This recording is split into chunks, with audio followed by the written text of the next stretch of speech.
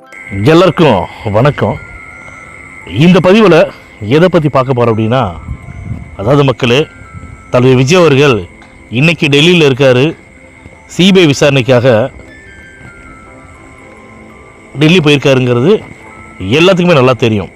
இதுக்கிடையில் மிகப்பெரிய நியூஸ் சேனல்களை எப்படி அந்த தம்பனையில் வைக்கிறாங்கன்னா, சிபிஐ வளையத்திற்குள் விஜய், சிபிஐயால் சுற்றி வளைத்த விஜய், விஜயை சுற்றி வளைத்த சிபிஐ, சிபிஐயின் நிறைய கேள்விகளுக்கு பதிலளிக்க தடுமாறிய விஜய் அப்படின்னு சொல்லிட்டு இவங்களுடைய டிஆர்பியை ஏற்றுறதுக்காக என்னென்னமோ தமிழில் வச்சுட்டு இருக்கிறாங்க. நான் என்ன கேட்குறேன்னா, ஒரு வழக்குன்னு ஒன்று இருக்குது. சிபிஐ விசாரணைக்கு ஒத்துழைப்பு கொடுக்க சொல்லி சம்மன் அனுப்புகிறாங்க.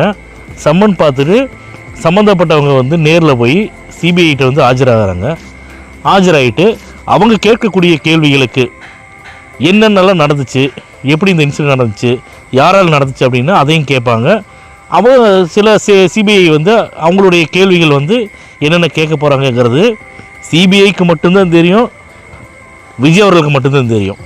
உடனே என்னமோ நியூஸ் சேனல் எல்லா நியூஸ் சேனலுமே விஜய் அவர்களை சிபிஐ விசாரிக்கும் போது பக்கத்தில் இருந்த மாதிரியும் அதை வீடியோ எடுத்து வெளியில் இருந்த மாதிரியும் சும்மா சீன் போட்டுட்டு தம்ப்நெயிலை மட்டும் கிரியேட் பண்ணி நல்லா வச்சுட்டு இருக்கிறாங்க.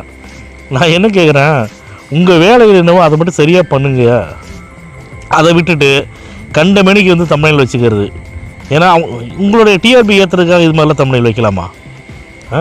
நான் என்ன சொல்கிறேன்னா, இது 41 பேரை கொலை பண்ணினது யாருங்கிறது ஏன் சிபிஐக்கு கூட தெரியுங்கிறேன். நான் சிபிஐக்கு தெரியாதா?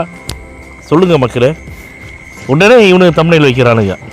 எனக்கு அந்த தம்ப்நெயில் பார்த்தோன்னா கோபம் வந்துருச்சு. மக்களே, இப்போ நான் ஒரு தம்ப்நெயில் வச்சுருக்கேன் பார்த்தீங்களா? இதை பார்த்தா எப்படி இருக்கும் மக்களுக்கு?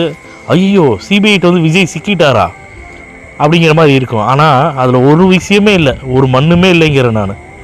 சும்மா அவனுக்கு டிஆர்பி ஏற்றுறதுக்காக இந்த மாதிரிலாம் வச்சுட்டு தெரிகிறானுங்க. அவனுங்களை கண்டிக்க விதமாக தான், அவனுக்கு கண்டனம் தெரிவிக்கிற மாதிரி தான் நான் இந்த பதிவை நான் போடுறேன். நான் அதனால் சட்டம் தன் கடமை செய்யுங்கிற மாதிரி நீதி வெல்லும் அப்படிங்கிறதுல ரொம்ப நான் நம்பிக்கையாக இருக்கேன். நான் எல்லாமே சில விஷயங்கள் அவங்கவுங்க பர்சனல் லைஃப்பில் எல்லாத்தையும் கடந்து தான் வந்திருப்போம். அந்த வகையில் பார்க்கும்போது நீதி வெல்லும். விஜய் அவர்கள் நிச்சயமாக வெல்வாங்க. அதில் எந்த ஒரு மாற்றம் கிடையாது. இந்த 41 பேரை கொலை பண்ணினவங்க யாரோ அவங்களுக்கு தக்க தண்டனை கண்டிப்பாக இறைவன் கொடுப்பாரு மக்களே. அதை நான் சொல்லிக்க விரும்புகிறேன்.